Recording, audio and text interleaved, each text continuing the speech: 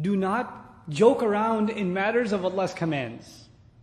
Now, messengers do have a sense of humor. That is recorded and it's there. The Messenger ﷺ used to be humorous himself. There are many occasions where he laughed and made the Sahaba laugh and things like that. There are occasions of humor in other lives of prophets that are recorded in the Quran as well. But when it comes to Allah's commands, that's not a joking matter. That is not a joking matter.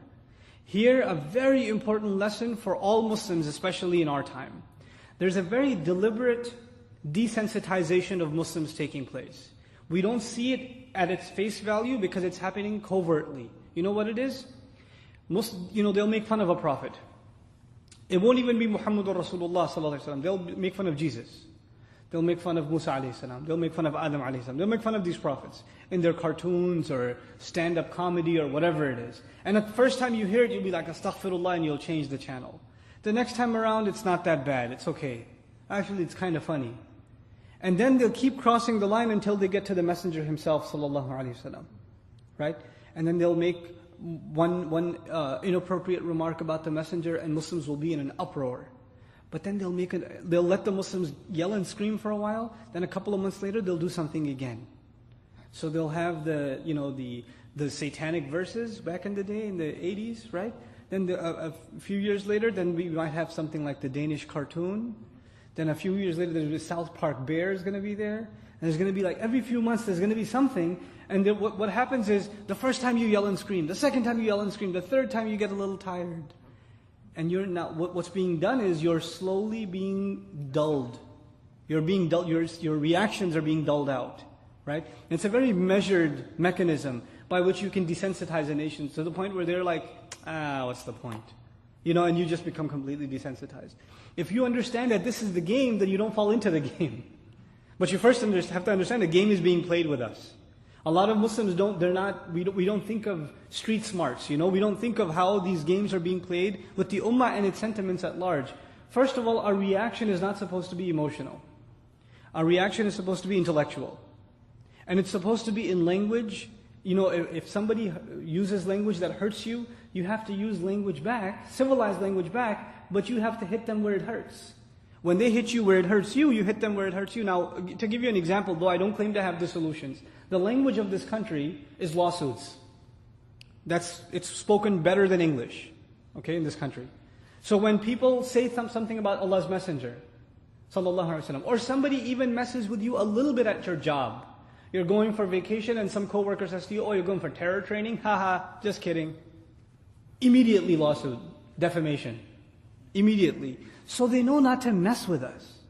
They know, because this is the only language they understand. The language that costs dollars, US dollars, that's the only ideology among the people who do this. And by the way, even if you study the strategy of those who did the South Park cartoon and whatnot, you know what their strategy was? Their cartoon ratings were going down. You do this, what's going to happen? Advertising money, they're on the news, everybody wants to watch the video, etc., etc. The ratings go back up. We gave them the popularity. We handed it to them.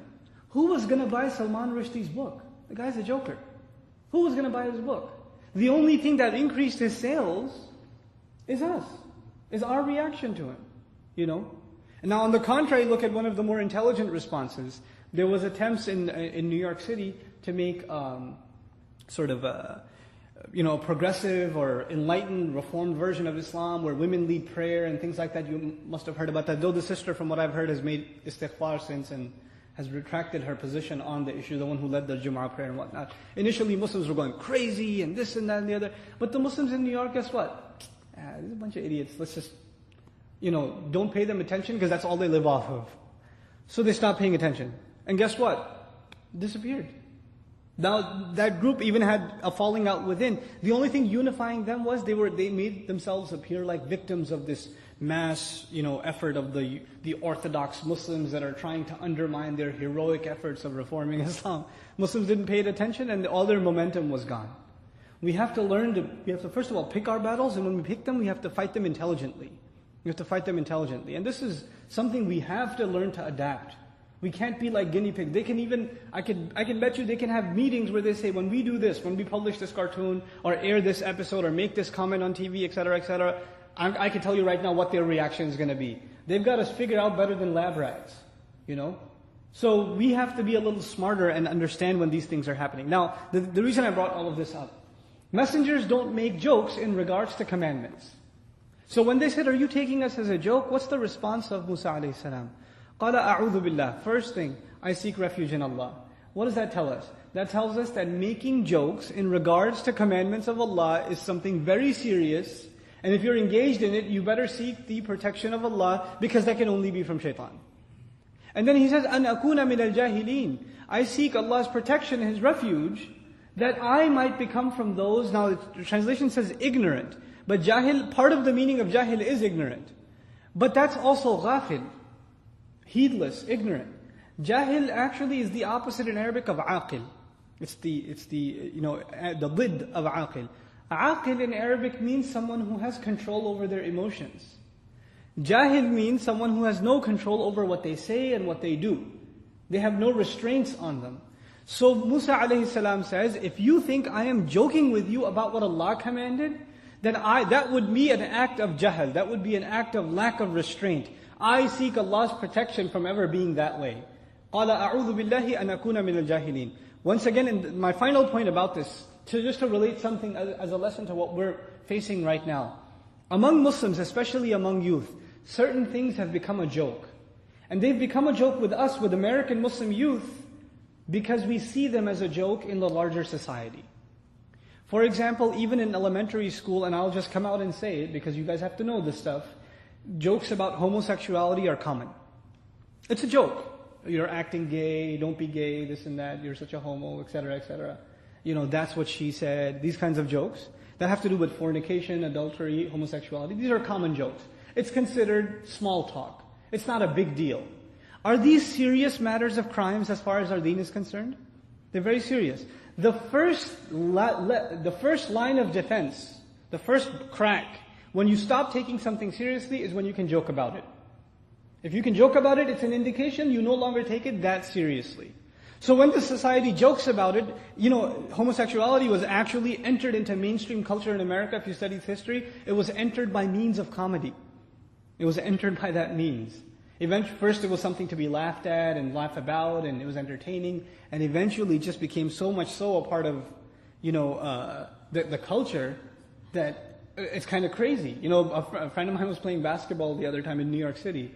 In Queens, he's playing ball, and somebody called a foul, and the other guy says, "Man, you're being gay." And the guy goes, "What's wrong with that?"